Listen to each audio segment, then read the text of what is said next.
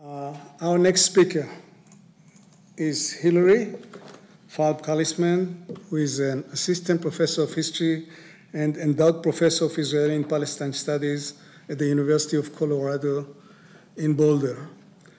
Hilary received her PhD from the University of California, Berkeley in 2015. Her first book, Teachers as State Builders, Educators and the Middle East, Educators and the Making of the Modern Middle East, was published by Princeton University Press in 2022.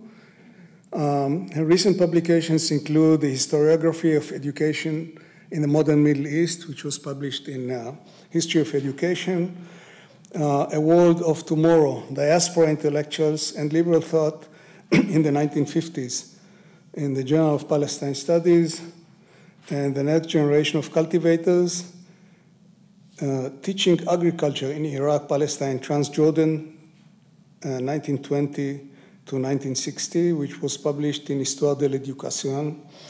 And she has been a visiting scholar at the Middle East Initiative, Harvard Kennedy School, Belfer Center for International Affairs, and at Tel Aviv University.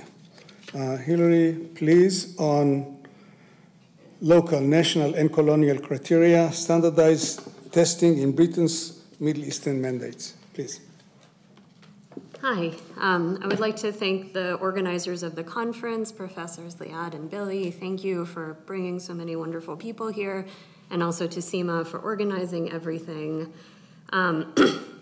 So this paper is taken from the second chapter of a larger book project on the history of standardized testing in Britain's Middle Eastern mandates and their successor states and populations. So this is Iraq, Transjordan, Palestine, Israel, Jordan, and Palestinians. So with this project, when I say standardized testing, I'm referring to a uniform test. All the students taking it are supposed to take it under the same conditions. They're supposed to read the same questions and have it scored in a uniform way. So in this project, I'm looking at the growth of standardized testing beyond the level of one school and one class, particularly the growth of government-controlled and sponsored standardized tests. In my talk today, I'm going to focus on the history of standardized testing in the Mandate for Palestine while comparing it to the other British mandates. So the Mandate for Palestine is really part of a regional and international story about how standardized tests are implemented and the standards they promised. That said, its story during the Mandate era is also pretty specific. The tests of the mandates were idiosyncratic. So were the officials, educators, and experts involved in these exams' creation. Yet, the individuals and institutions involved in the mandate's exams forged modes of test-taking, forms, and levels of tests that were extremely resilient.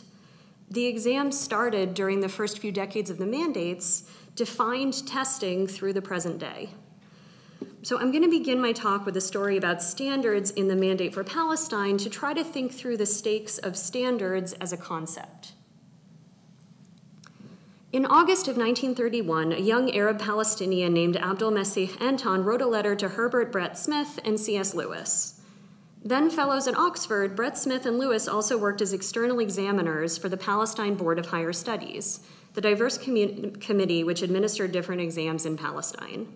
Anton had recently received his results on Palestine's diploma exam. This was a post-secondary school level exam graded by Lewis and Brett Smith.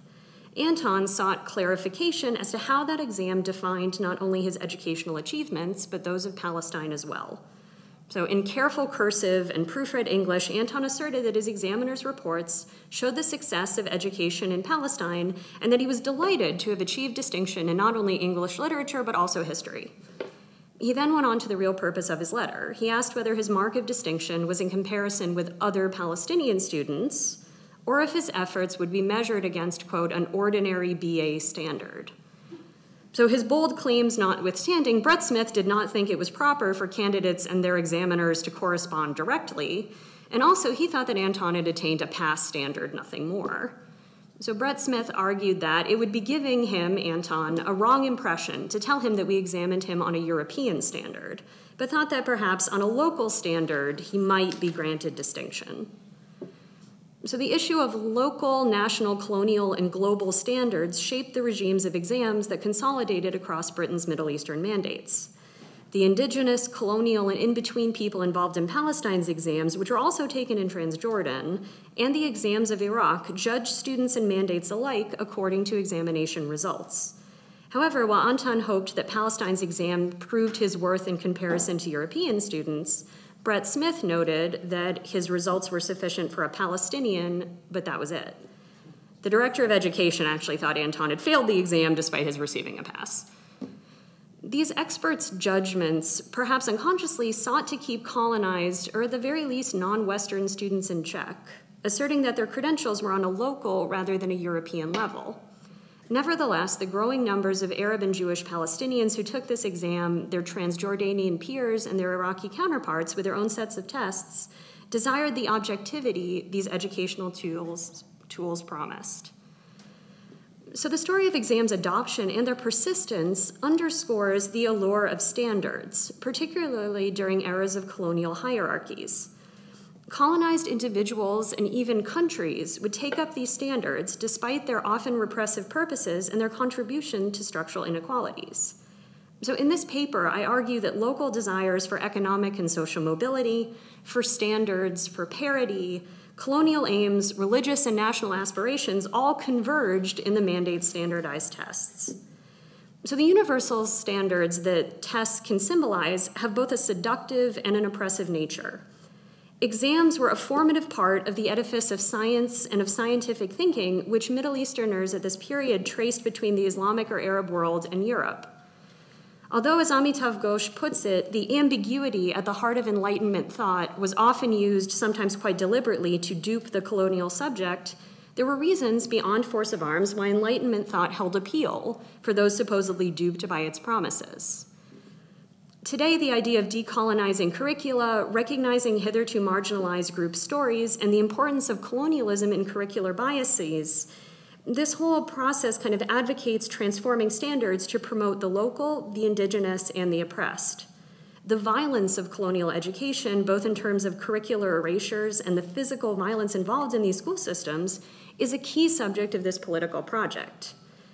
However, as the scholar Suman Seth notes, this juxtaposes the very idea of an authentic, systemic, and autonomous indigenous knowledge as something to be opposed to a universal scientific knowledge that is also singular.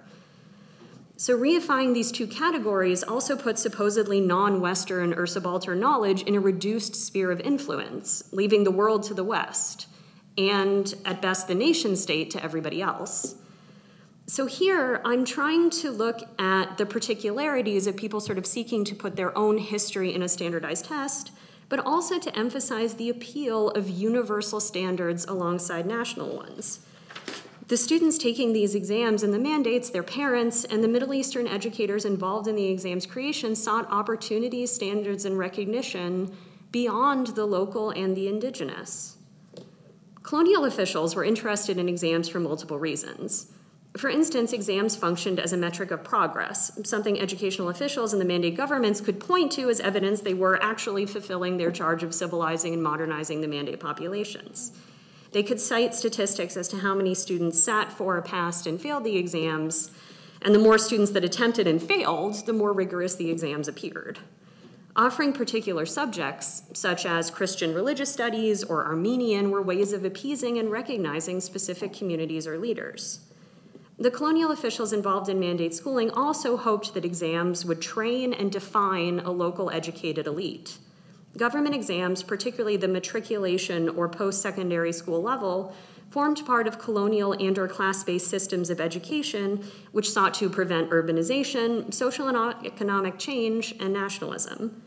The idea itself of an exam, that it's a neutral educational tool, allowed the blame for failure to be put on teachers and students, rather than on colonial officials involved who wanted to make the exams harder and more closely related to their understandings of knowledge. However, the decision to implement exams was neither purely colonial nor top-down. The design and implementation of exams involved local educators whose desire to improve educational standards and to compete on a global stage tended to complement British goals of exclusion. Local and colonial officials fought over the content of exams, but not usually whether or not to have those exams in the first place.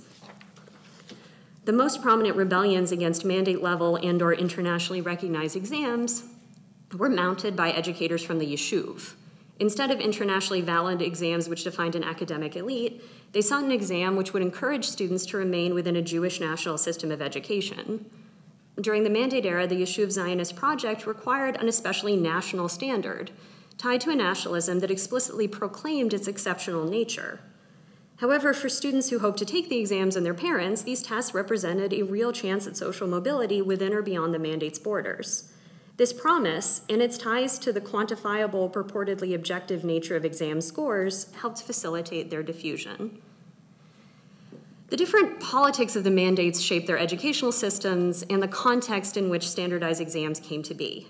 So in Iraq, British educational officials were rapidly sidelined, becoming advisors rather than directors, as the British Foreign Office decided to give up controlling education, a seemingly less important government department, by 1923.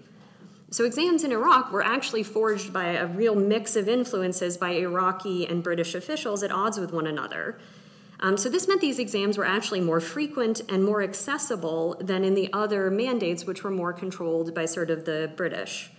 Transjordan, with a smaller population, according to the British, lacked the capacity and the expertise to compose their own exams. Instead, Transjordanian students generally took the mandate for Palestine's exams, albeit with local debates and adaptations. Exams began really shortly after British control was established. Debates focused on subject matter and difficulty rather than form, regardless of the different purposes local and colonial actors projected onto these exams. In Iraq, exams served a double purpose: improving standards while preventing too many students from gaining a secondary education. This is during the part of British control, so especially in the early 1920s, exams were really supposed to be an elite and an elite-making tool.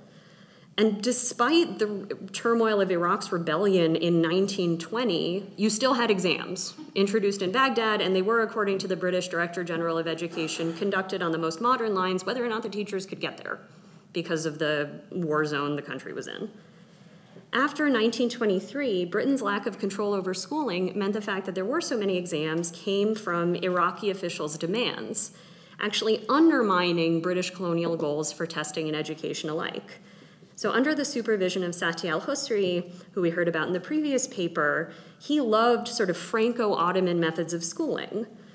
For him, he thought a British system of education does not fit Iraq's community or its historical circumstances. Instead, he implemented exams more along the lines of a French system, which rigidly centralized education, unifying school children's studies experience and indoctrination in his particular view of pan-Arab nationalism.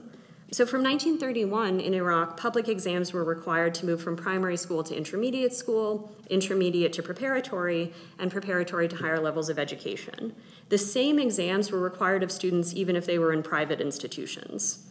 Going to university, or sort of getting a good enough score on the matriculation level exam, would also get you out of military service, which made it more appealing. In Transjordan, exams in the educational system were a bit of an afterthought for educational officials who simply administered a modified Palestinian matriculation exam through the end of the mandate. Students had to pay a fee and to get the approval of their teachers and principal even to sit for the exam, contributing to a separation by class between passes and non.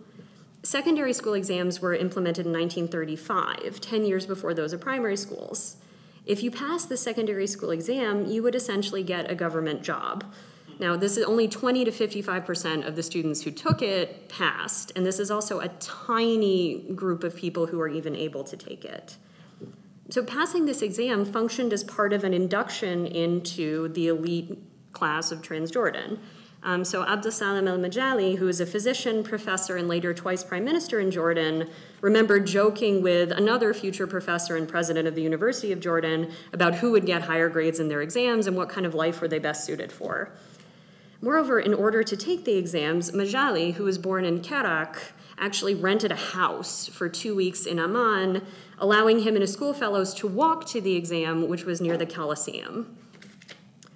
In Palestine, local desire on the part of the Arab community to improve standards tended paradoxically to complement British goals. The Palestine Board of Higher Studies offered Palestine's matriculation exam and eventually 2 higher exams, including the one that Anton took. The matriculation exam required one of Palestine's official languages, Arabic, Hebrew, or English, elementary math, history, and a choice of a variety of additional languages and subjects ranging from Latin to botany. The exam could be taken in any of the 3 official languages as well. The Palestine Board of Higher Studies was a motley assortment of persons from a variety of institutions, the Department of Education, missionary schools, the Yeshuv, schools of archaeology, and others.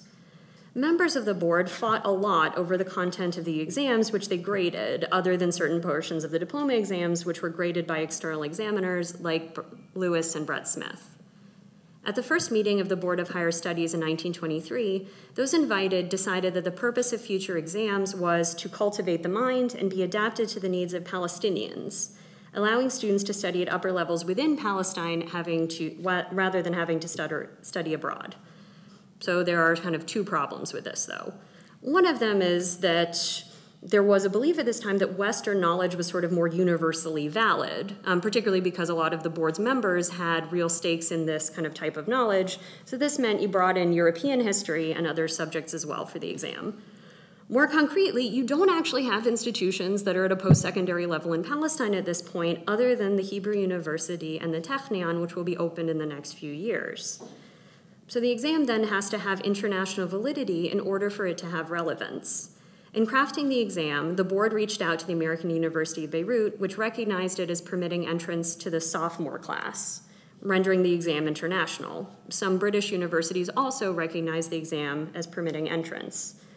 The exam was to function as a gatekeeper to higher studies, as well as a certification of modern knowledge. Mastering a purportedly objective body of knowledge, demonstrating that mastery in an exam or even in designing one, put Palestinians, as well as Iraqis and Transjordanians, on a more equal footing with their European and American counterparts. Putting Arab history alongside Latin as exam subjects rendered that history prestigious. Simultaneously, for the educators of the Yeshuv, enshrining a Zionist Jewish history alongside that of Britain and France meant placing that history and with it the Jewish people and the Zionist project on par with Europe. So as I mentioned, those who rejected the standardized exams of the Mandate for Palestine were usually from the Yeshuv. Instead of internationally valid exams which would help create an academic elite, they sought an exam which would encourage students to remain within the Jewish national system of education. But they begrudgingly participated in the Board of Higher Studies, fighting to include Hebrew and Jewish history, and later to determine whether they would be forced into the Palestine matriculation exam, whether they wanted to or not. Jewish educators were concerned that the board would compete with the developing Hebrew University, which officially opened its doors in 1925, as well as what the university represented, a Jewish national system of education and revival of the Hebrew language. The Jewish delegates who were invited to represent the Yeshuv at the first meeting of the board refused to come, arguing they could not participate because the Hebrew University was shortly going to begin its lectures on the same subjects as some of the exams, and so they can't pay it any attention, they're too busy. However, at the following meeting, Jewish members were present. During the 1920s, they compromised by focusing on the matriculation level examination, but would refuse to deal with the diploma exams because they wanted Hebrew University to have its own tests and university level degrees. Until 1929, the Vad HaHinuch and Jewish secondary schools did not prepare students for the Palestine matriculation exam, and indeed for any extramural testing. However, that year, the Mandate Government Education Department announced it would no longer certify the diplomas or standing of secondary schools without an external exam. Unless students took the Palestine matriculation exam, their diplomas would have no government certification. So there were some difficulties in applying the matriculation exam to Hebrew schools. So Jewish gymnasia schools took 5 years and were considered a prerequisite for Hebrew U. The Palestine matriculation exam measured a grade level before the last year of Hebrew secondary schools. However, on a more profound, albeit unsurprising level, a larger concern was creating national and Zionist curricula. The principal from the Herzliya Hebrew Gymnasia refused non-Jewish inspections and complained that the Palestine matriculation exam lacked sufficient Hebrew subjects. Moreover, the Palestine matriculation, as described, allowed students to attend the American University of Beirut and British universities, drawing them away from Haaretz. After a number of negotiations, high school principals allowed students to take the matriculation exam as a stopgap measure. By 1933, Hebrew secondary schools created their own exams conducted by the Department of Education of the Jewish National Council in Palestine until the end of the mandate. This exam, however, only allows students admittance to the Hebrew University and later to the Technion. Also, many more students pass this exam than the Palestine matriculation exam and also the more international London and Cambridge matriculation exams, which were also offered. So in essence, the Jewish schools of Mandate Palestine created a proto-national exam in order to standardize and unify their secondary schools and to facilitate entry into Hebrew University, which would also keep these Jewish graduates at home rather than abroad, taking a more Zionist exam rather than the relatively sanitary matriculation or diploma exam. It was then in the best interest of the Jewish Department of Education to facilitate the standardization but also acceptance of as many students as possible to upper levels of education, rather than to leverage the exam as a means of limiting the number of students able to go on to higher education. At this time, this is going to change later. So for Palestine's Arab population, at different times they had to decide whether sitting for Palestine's exams meant accepting the mandate and Zionism alongside British oppression and imperialism. Rejecting the Palestine matriculation exam, which usually meant a white-collar job, constituted a desperate tactic of rebellion. So in 1936, Arab students refused to take the Palestine matriculation exam in solidarity with Arab Palestine's general strike against the policies of the British government. The 1935-6 annual report of the Department of Education ignored these politics, blaming the fact that only 39 out of over 100 candidates didn't take the exam based on conditions in the country. However, a student at the Anglican St. George's School in Jerusalem wrote in the English-language Zionist newspaper, the Palestine Post, arguing that the Arab candidates were all present, but they refused to sit for the exams, the one and only reason being their solidarity with the people who since 90 days are striking as a measure of protest against a policy of the establishment of a Jewish national home in this country at the expense of Arab existence. About 55 of the Arab candidates submitted a letter with their signatures to the Board of Higher Studies, asking to postpone the matric till the strike is over. So the student emphasized that his school fellows were part of the general strike, but also they sought to suspend the exam rather than to cancel it. Meanwhile, the Board of Higher Studies debated whether they should get rid of the exam altogether. Without referencing politics, the committee members argued that the missionary committee members in particular argued the exam was a poor tool for improving the lives of Palestine's youth. Instead, they advocated offering the London matriculation for academically inclined students and something which trained for good citizenship for the remainder. The Arab and British committee members objected, arguing the exam was enough for multiple Palestinian populations. The Arab committee members, alongside British government officials, were the strongest advocates for retaining the matriculation exam. Moreover, after the general strike, and still in the midst of the Arab revolt in Palestine, students returned to their exams. 145 sat for the matriculation exam in 1937 in Arabic. Colonial officials who had desired the exam to train and delimit an elite were actually siding with their Arab Palestinian colleagues to keep this examination, who viewed it also as a means of training a national elite and improving the economics of their country as well. So to conclude, by the end of the 1940s, the exams that would define Iraq, Transjordan, Israel, and later Palestinians' lives had taken hold. As one Iraqi educational expert put it, exams control every aspect of the educative process and have become the all-important center of attention and activity to children, school authorities, and staffs. The number of students sitting for national or international exams across the mandates increased from tens to thousands. Simultaneously, although this paper is too short for me to get into it, the criticism of those exams increased, along with their stakes. People argued, as they do now, that exams lead to rote memorization, that they're out of touch with students' everyday lives, and even their national aspirations. So why then did these exams become so popular, so pervasive, and so powerful? I argue that exams fulfilled multiple purposes for those involved in their creation and dissemination, as well as the students and parents who so carefully prepared for the tests. Exams could be seen as a national right or a means of national advancement. Simultaneously, they could, more often in hindsight, be viewed as repressive, foisting irrelevant and indeed colonial knowledge onto duped or overly ambitious colonized populations. Their multiple purposes granted exams broad appeal, even to actors and causes diametrically opposed to one another. Their claims to standardization offered Middle Easterners a promise they could compete on an equal footing internationally, and for the yeshuv a means of solidifying national and indeed nationalist ideals. On a more concrete level, exams spread because of their monetary value. They granted men and women enviable careers in government service and in the professions. Without these tangible benefits to students as well as governments, exams would not have survived or proliferated. There were other reasons for their expansion as well, a lack of more appealing alternatives. So Ibrahim Douaidar, who's an American-trained teacher at the high school Al Markaziyya in Baghdad, he argued that exams were necessary and that teachers simply teaching on their own would be insufficient. He said this was because exams were a metric of education through which we test the strength in students' knowledge and kindle a spirit of vigor in the student. Douaidar underscored the exam as a standard, likening its accuracy to that of weights and volumes and measures of time and heat. Although he also criticized exams for being unrelated to Iraqi students' lives and for causing them stress, he felt the standards exams could measure were necessary for advancing teaching and that there were no better alternatives. As he concluded, we seek from all this to take from modern educational systems what is consistent with us, we the citizens of the Arab countries, and what is worthy of our past and our future, because education is the foundation of the civilized community and the horizon of its first awakening. Standards then meant better education, and for people like Douaidar, being part of a stronger civilization and indeed national awakening. Thank you.